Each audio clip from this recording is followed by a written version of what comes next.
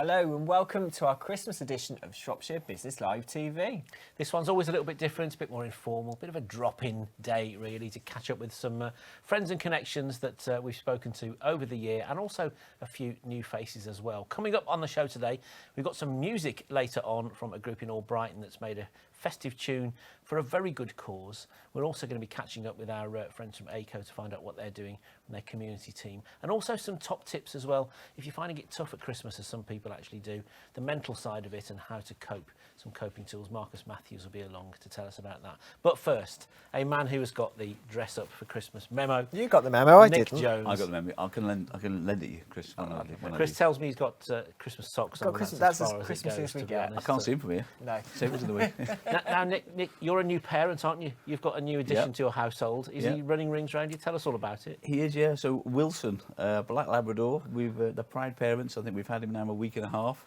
He's 10 weeks old, so he's well trained at the moment. We had a couple of sleepless nights to start with. We're getting in a routine, all of us. It's a new way of life. It's not just for Christmas.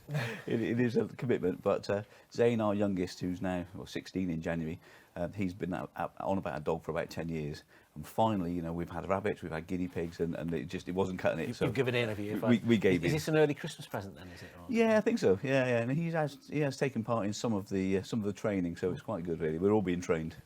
Yeah. What's Christmas like for you usually? What do you have? Do you have particular traditions or routines? Or? It's actually Christmas Day is quite non-traditional, so we don't really do the Christmas lunch thing. It can be buffet all day. It can be a takeaway from the day before that's then warmed up on the day. We're pretty unconventional. We used to spend time as a family, but we have people dropping in and things. This time we're over at the lodge at Anglesey for a few days and then back for New Year. So yeah, it's a bit here, there and everywhere. But Wilson's going to change the routine a little. A bit, I think. Yeah, definitely. Yeah, he's not had his second jab yet, so we can't walk too far, and he's only little. So it's been kind of a nice, chilled out time then, Nick. Yeah, they say you can tell by the size of a dog's feet how big they're going to get. Yeah. That's what they told us the first time we had our first Labrador. About that. Yeah. Well, good luck with that then. Yeah. Good luck with that. No, he's Take the benefits while you can. Yeah. I mean, how do you reflect on 2023? I mean, we were sat in these very chairs this time last year, contemplating what the year had in store. Has it panned out the way you thought? As always, you can't believe it's 12 months ago we were sitting here dressed really ridiculously. I'm sure we've been dressed ridiculously since. I always dress ridiculously. Maybe the Christmas garb since, but it's just amazing how the time goes, and every year seems to get quicker. And old people tell you that, and you think, when you're younger, you think, they're just getting old. But it does. It really does. And because you're looking weekly, you're looking at monthly, you're looking at quarterly. All of a sudden, these milestones go, and then I was looking, as I do, I was looking on a life expectancy calculator this morning, trying to set some aspirations for a client. And I'm 52, and the average life expectancy for a 52-year-old in Shropshire is 84. So you think, okay, well, that's okay. There's still a decent length of time to go. 3 dogs in you yet, then? 3 dogs in me, absolutely. But that's life expectancy, healthy life expectancy, something else. So you may not be in the best of health for those last few years of life. So get on and do stuff now. That's they say that, don't they? You know, you hear, don't you? Some people, they save and save and save for a rainy day, and they never get a chance for that rainy day to actually arrive, or for them to take advantage of it, do they? So. Absolutely, yeah. It's all about balance. And when we were meeting during the pandemic, sometimes online, some of those shows, but it was about, okay, this is the rainy day. This is what everyone's been saving for. Get on and do things, but actually don't spend all your savings, because you may well be, for my age, you may be one of the 5% that lives till 100. So you're going to need money to last you through. Something to do in the downtime, in the holidays, if people have got a chance and they've not done it, is to get on the government gateway and look at your state pension entitlement. It confirms when, it confirms the age you're entitled to have it. It also confirms how much. And actually nowadays it lists your national insurance contribution history. So if you've got gaps in payments, either because you've been looking after the kids whilst they were growing up, or you've had spells in between work and things, you can see how many years you've got to go to make up the maximum to then be able to relax and know. And it's decent, it's £203 a week, which for a lot of people isn't enough, but it's a good stab towards. That's it. That could be something to do for Boxing Day, because I think, isn't Christmas Day one of the days when most people do tax returns? Crazy tax returns or book summer holidays, don't they? Or go shopping for houses. Yeah, that's it. Yeah, I mean, actually, that knowing what you're actually going to get in your retirement, actually, it's a lot easier for you to find out for yourself now than it used to be, isn't it? It used to be you had to fill a form in, and then you post it off, and then at some point you get a reply back, probably within a month maybe, and then it had somebody else's details in it. So it wasn't great, but nowadays, say once you've registered, you can log in, have a look, and keep your login details and then keep refreshing, because there's going to be a rise in April. There's 8.5% rise already been announced. So your entitlement is going to be going up, even if it's a while away yet. And the closer it is, the more important it is. So I say I'm 52. We have clients in their early 60s that are saying, right, in 4 years, I'm now going to do this. Sometimes they're going to stop working as they do now, and they're going to do something else for a spell. So they're going to pull off what they put aside themselves until the state pension kicks in, and then maybe turn down the dial a little bit on their own income, and then carry on with the state pension and all that stuff. So it's having that foresight to build enough of a pot that gives you a choice. 'Cause that's what we all want in life, isn't it? Having a choice. Absolutely. And if you've not then sort of contributed your maximum towards national insurance as you're approaching retirement, you can retrospectively go back and top it up, can't you? Absolutely, yeah. You can buy some of those years that were missed, and financially it might make sense to do that. But again, when you're on your personal gateway, it will tell you the missed ones and how much it will cost to put that right, and then you can do the sums to say, is it worth it or not?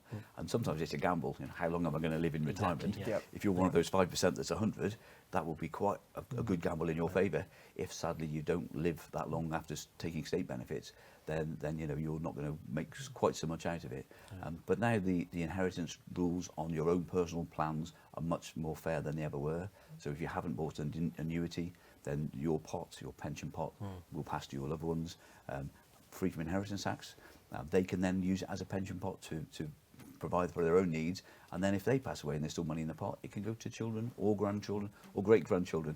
So it may be that you're building this pot that you never get to spend, but the family will enjoy it, and not the taxman in the future. Says a lot about what's on the telly on Christmas Day, doesn't it, Absolutely, when we think doesn't this is it? how we spend our time instead. But this is, at the end of the year and the start of a new year, is when we just automatically we reset on lots of things, don't we? We reflect, we check, we do a bit of an audit on our lives, don't we? So are there some other things that typically we are doing or we should be doing at this time of year then? It's having, as you say, having the time to step away from the normal day routine, having the discipline to say, you know what, let's get a blank piece of paper. We've got a white table here. Let's get a blank piece of paper. Let's actually draft out what sort of lifestyle you're aiming for and at what age. And even between now and then, what do you do at the moment that you don't enjoy doing? Can it be that you can get somebody else to do it? Can you pay somebody else to do it? Can you have a member of staff that does that for you? If you're a business owner, are you still enjoying the demands of running a business? Does it make sense to now look at maybe evolving your business, selling it, or having some management buyout from internally? Or what does it look like? What's your sector like? And it's there's quite a lot of activity in Shropshire now for buying and selling of businesses. It's quite active at the moment. And there seems to be funding around, there seems to be people who do want to build and grow, and there are quite a few people who are tired. The pandemic has taken a bit out of some people. And now they're saying, no, I don't really enjoy this anymore. When's the best time? And there's never a perfect time, but if it feels about right, don't do it 6 months before and think, right, now I'm going to exit and that's going to be the perfect time. Plan these things, if you can, 2 or 3 years in advance, and have some good ideas about how much you need to generate to create the rest of the life that you're looking for. Also, on the accountancy side, have, rather than just a bookkeeping accountant, have someone who's planning there to make the accounts look as good as possible, because for a potential purchaser, it's all about EBITDA, it's all about the profitability. It's a fashion show, isn't it? Fashion show, absolutely, yeah. So what's in there that we should have sorted out that the new person's going to find in due diligence is going to damage the chances of a sale, or damage the value of a sale, and then get everything in order, get everything in order, and then move on with confidence. And we're going to have a general election at some point next year, aren't we? So I bet you're looking forward to the potential changes in all the financial rules and regulations that will no doubt come. It's inevitable, isn't it? Whatever happens, whatever the colour of the new party, it's going to be change. There've already been headlines. They've just been headlines. So as we always say, don't change your plans now because of what might happen, but act now in the current rules. And if it is, you can stash more in a pension plan that might be changed in the future. Do it now while you can. Are you always looking ahead then at the news as well to think, oh, this could be coming along in the future, or things like that? We do, just so we're aware of what's going on and what the talk is, what the chatter is, but mostly we're talking clients out of the cliff top. Yes. don't act now, because that might not happen. You know, do people react like that quickly? If they see something, they'll get in touch with you? Very much, yeah. I'm really worried about this. My tax-free cash is going to change for my pension. But it might do, it might not do. We've been talking about it for 7 or 8 years, and it's still not changed. There have been some massive changes recently that they're talking about undoing if Labour were to get in. There was a lifetime allowance, a maximum you can have in a pension, that's now been removed. That might be brought back. They were talking about inheritance tax that's been you know, a big earner, over £7 billion to the Treasury, that could be just waived. I can't see it really myself. There was talk of changing some of that, even with Jeremy Hunt's statement a few weeks ago, wasn't there? And that never actually happened. Yeah, so a tax giveaway, there might be some more in April, because there'll be another, you know, that'll be before the actual general election, which has got to be before next January, hasn't it? So Yes. January 25, Yeah. I think, in statute. So who knows? But it will be lots of speculation between now and then. There'll be lots of calming people down. There'll be lots of stopping people making expensive mistakes. Because the flexibility is one thing, to be able to run your own money and control things. But if you do it wrong, you'll pay a lot more tax than you need to. Probably pay more charges than you need to. And then you'll be sitting with money in the bank account. And when interest rates come down again, which they will, then you'll be getting a lower rate than it looks attractive at the moment. Yeah. We've been running a poll on Shropshire Business Magazine, Right. asking businesses a series of questions about 2024, one of which is, when do you think the general election should be next year, spring, summer, autumn or winter? That's a good question. 73% of people said, let's have it in the spring, let's get it done. Really. I can't see that. I can't see it. I think they'll leave it unless Unless the economy picks up enough by then that it's a good news and there's a picture, and then if there is a budget, there can be some giveaways, and then that'll be fresh in the memory at that point. There's a bit too much carnage at the moment, isn't there? Still. Yeah, I suspect some of those were more party politically motivated, weren't they? Those. Yeah. But, Yeah, always. Yeah. so assuming you've been good this year, Nick, what Yeah. would you like Santa to be delivering for you on Christmas Day? I just want to be happy and healthy. I want to spend good time with the family, have a good break. We've worked hard this year, you know, collectively as a practice, we've worked really hard. There's been lots of headwinds financially, you know, the markets, the world, there's been lots going on with wars and inflations and political chaos. It's been a perfect storm of all sorts of things that could be happening. But actually, the markets have been okay latterly, because there's a talk of the Fed dropping interest rates quite soon into next year, and America is a massive marketplace. In most of our managed portfolios, if they're medium risk, probably 25 to 30% of the money's in America, so it has a big impact. But also in global returns. So it's good to see that positivity coming through. I'm hopeful for a cautiously optimistic 2024. That's my take on it. Always. Good to end on a high. Yeah. Have a great Christmas. Andrew. Thanks for your support this year. I look forward to seeing you in January. Brilliant. Thank you. Thanks a lot, Thank Nick. you. Cheers.